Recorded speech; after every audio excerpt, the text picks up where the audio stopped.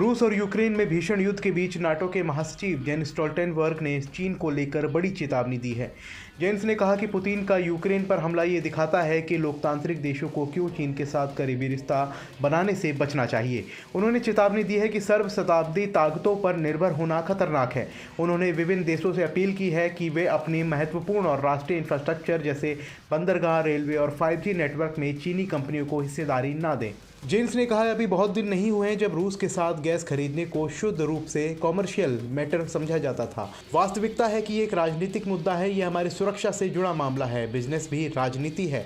हमें इस अन्य सर्वसत्तावादी शासकों के साथ इस गलती को नहीं दोहराना चाहिए, कम से कम चीन तो नहीं। नाटो प्रमुख ने आगे कहा, हमें ये नहीं मानना चाहिए कि प्रत्येक लाभ का प्रोजेक्ट केवल फायदे के लिए ही अंजाम दिया जाना चाहिए।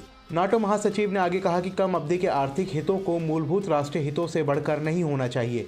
उन्होंने चीन और रूस के बीच बढ़ते गठजोड़ की ओर इशारा करते हुए कहा कि उनकी सेनाएं एक दूसरे के साथ मिलकर काम करने के लिए प्रशिक्षण ले रही हैं। चीन और रूस के बीच आर्थिक सहयोग भी बढ़ रहा है। नॉर्वे के पूर्व प्रधानमंत्री रह चुके जेंस ने यह भी चेतावनी दी कि रूस को कम आंकना बहुत ही खतरनाक होगा। उन्होंने आशंका जताई कि यूक्रेन में रूस की जीत न केवल यूक्रेनी जनता के लिए विनाशकारी होगी, पुतिन की जीत हमारे लिए भी खतरनाक होगी। उन्होंने आगे कहा, इससे सर्वाधिकार वाली नेताओं को यह संदेश जाएगा कि यदि वे सैन्य ताकत का इस्तेमाल करते हैं तो उन्हें वो मिल जाएगा जो वो चाहते हैं। यह हमें और ज़्यादा खतरे में डाल देगा।